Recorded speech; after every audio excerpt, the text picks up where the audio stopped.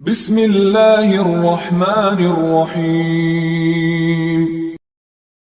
اسرائیل نے ابو اسحاق سے بیان کیا، انہوں نے عبداللہ بن یزید سے، انہوں نے کہا کہ ہم سے برا بن عازب رضی اللہ تعالیٰ عنہ نے بیان کیا، وہ جھوٹ نہیں بول سکتے تھے۔ آپ نے فرمایا کہ ہم نبی کریم صلی اللہ علیہ وسلم کی اقتداء میں نماز پڑھتے تھے، جب آپ سمع اللہ لمن حمدہ کہتے یعنی رکوع سے سر اٹھاتے تو ہم میں سے کوئی اس وقت تک اپنی پیٹھ نہ جھکاتا جب تک آپ اپنی پیشانی زمین پر نہ رکھ دیتے۔ صحیح بخاری حدیث نمبر 811۔ وہیب بن خالد نے بیان کیا، انہوں نے عبداللہ بن طاؤس سے، انہوں نے اپنے باپ سے، انہوں نے حضرت ابن عباس رضی اللہ تعالیٰ عنہ سے کہ نبی کریم صلی اللہ علیہ وسلم نے فرمایا، مجھے 7 اعضاء پر سجدہ کرنے کا حکم ہوا ہے، پیشانی پر اور اپنے ہاتھ سے ناک کی طرف اشارہ کیا، اور دونوں ہاتھ اور دونوں گھٹنے اور دونوں پاؤں کی انگلیوں پر، اس طرح کہ ہم نہ کپڑے سمیٹیں نہ بال۔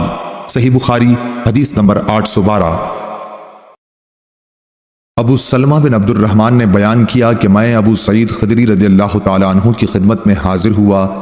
میں نے عرض کی کہ فلاں نخلستان میں کیوں نہ چلیں، سیر بھی کریں گے اور کچھ باتیں بھی کریں گے، چنانچہ آپ تشریف لے چلے۔ ابو سلمہ نے بیان کیا کہ میں نے راہ میں کہا کہ شب قدر سے متعلق آپ نے اگر کچھ نبی کریم صلی اللہ علیہ وسلم سے سنا ہے تو اسے بیان کیجئے۔ انہوں نے کہا کہ نبی کریم صلی اللہ علیہ وسلم نے رمضان کے پہلے عشرے میں اعتکاف کیا اور ہم بھی آپ کے ساتھ اعتکاف میں بیٹھ گئے، لیکن جبریل علیہ السلام نے آ کر بتایا کہ آپ جس کی تلاش میں ہیں وہ شب قدر آگے ہے، چنانچہ آپ نے دوسرے عشرے میں بھی اعتکاف کیا اور آپ کے ساتھ ہم نے بھی۔ جبریل علیہ السلام دوبارہ آئے اور فرمایا کہ آپ جس کی تلاش میں ہیں وہ رات آگے ہے۔ پھر آپ نے 20ویں رمضان کی صبح کو خطبہ دیا۔ آپ نے فرمایا کہ جس نے میرے ساتھ اعتکاف کیا ہو وہ دوبارہ کرے، کیونکہ شب قدر مجھے معلوم ہو گئی لیکن میں بھول گیا، اور وہ آخری عشرے کی طاق راتوں میں ہے، اور میں نے خود کو کیچڑ میں سجدہ کرتے دیکھا۔ مسجد کی چھت کھجور کی ڈالیوں کی تھی، مطلع بالکل صاف تھا کہ اتنے میں ایک پتلا سا بادل کا ٹکڑا آیا اور برسنے لگا۔ پھر نبی کریم صلی اللہ علیہ وسلم نے ہم کو نماز پڑھائی، اور میں نے رسول کریم صلی اللہ علیہ وسلم کی پیشانی اور ناک پر کیچڑ کا اثر دیکھا۔ آپ کا خواب سچا ہو گیا۔ صحیح بخاری حدیث نمبر 813۔ سہل بن سعد نے کہا کہ کچھ لوگ حضرت صلی اللہ علیہ وسلم کے ساتھ تہمت چھوٹے ہونے کی وجہ سے انہیں گردنوں سے باندھ کر نماز پڑھتے تھے، اور عورتوں سے کہہ دیا گیا تھا کہ جب تک مرد اچھی طرح بیٹھ نہ جائیں تم اپنے سروں کو سجدے سے نہ اٹھاؤ۔ صحیح بخاری حدیث نمبر 814۔ حماد بن زید نے بیان کیا، عمرو بن دینار سے بیان کیا، انہوں نے طاؤس سے، انہوں نے ابن عباس رضی اللہ تعالیٰ عنہ سے، آپ نے فرمایا کہ نبی صلی اللہ علیہ وسلم کو حکم تھا کہ 7 ہڈیوں پر سجدہ کریں اور بال اور کپڑے نہ سمیٹیں۔ صحیح بخاری حدیث نمبر 815۔ حضرت ابن عباس رضی اللہ تعالیٰ عنہ سے روایت ہے، انہوں نے نبی کریم صلی اللہ علیہ وسلم سے کہ آپ نے فرمایا مجھے 7 ہڈیوں پر اس طرح سجدے کا حکم ہوا ہے کہ نہ بال سمیٹوں اور نہ کپڑے۔ صحیح بخاری حدیث نمبر 816۔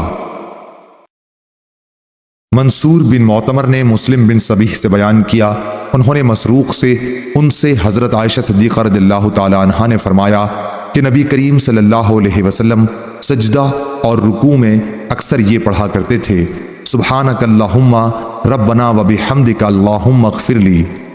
اس دعا کو پڑھ کر آپ قرآن کے حکم پر عمل کرتے تھے۔ صحیح بخاری حدیث نمبر 817۔ حماد بن زید نے ایوب سختیانی سے بیان کیا، انہوں نے ابو قلابہ عبداللہ بن زید سے کہ مالک بن حویرث رضی اللہ تعالیٰ عنہ نے اپنے ساتھیوں سے کہا کہ میں تمہیں نبی کریم صلی اللہ علیہ وسلم کی نماز کیوں نہ سکھا دوں۔ ابو قلابہ نے کہا یہ نماز کا وقت نہیں تھا، مگر آپ ہمیں سکھانے کے لیے کھڑے ہوئے، پھر رکوع کیا اور تکبیر کہی، پھر سر اٹھایا اور تھوڑی دیر کھڑے رہے، پھر سجدہ کیا اور تھوڑی دیر کے لیے سجدے سے سر اٹھایا اور پھر سجدہ کیا اور سجدے سے تھوڑی دیر کے لیے سر اٹھایا۔ انہوں نے ہمارے شیخ عمرو بن سلمہ کی طرح نماز پڑھی۔ ایوب سختیانی نے کہا کہ وہ عمرو بن سلمہ نماز میں ایک ایسی چیز کیا کرتے تھے کہ دوسرے لوگوں کو اس طرح کرتے میں نے نہیں دیکھا۔ آپ تیسری یا چوتھی رکعت پر سجدے سے فارغ ہو کر کھڑے ہونے سے پہلے بیٹھتے تھے، یعنی جلسہ استراحت کرتے تھے، پھر نماز سکھلانے کے بعد۔ صحیح بخاری حدیث نمبر 818۔ مالک بن حویرث نے بیان کیا کہ ہم نبی کریم صلی اللہ علیہ وسلم کی خدمت میں حاضر ہوئے اور آپ صلی اللہ علیہ وسلم کے یہاں ٹھہرے رہے۔ آپ صلی اللہ علیہ وسلم نے فرمایا کہ بہتر ہے تم اپنے گھروں کو واپس جاؤ، دیکھو یہ نماز فلاں وقت اور یہ نماز فلاں وقت پڑھنا۔ جب نماز کا وقت ہو جائے تو ایک شخص تم میں سے اذان دے اور جو تم میں بڑا ہو وہ نماز پڑھائے۔ صحیح بخاری حدیث نمبر 819۔ ابو احمد محمد بن عبداللہ زبیری نے کہا کہ ہم سے موصر بن قدام نے حکم عتیبہ کوفی سے، انہوں نے عبد الرحمن بن ابی لیلہ سے، انہوں نے برا بن عازب رضی اللہ تعالی عنہ سے، انہوں نے کہا کہ نبی کریم صلی اللہ علیہ وسلم کا سجدہ، رکوع اور دونوں سجدوں کے درمیان بیٹھنے کی مقدار تقریباً برابر ہوتی تھی۔ صحیح بخاری حدیث نمبر 820۔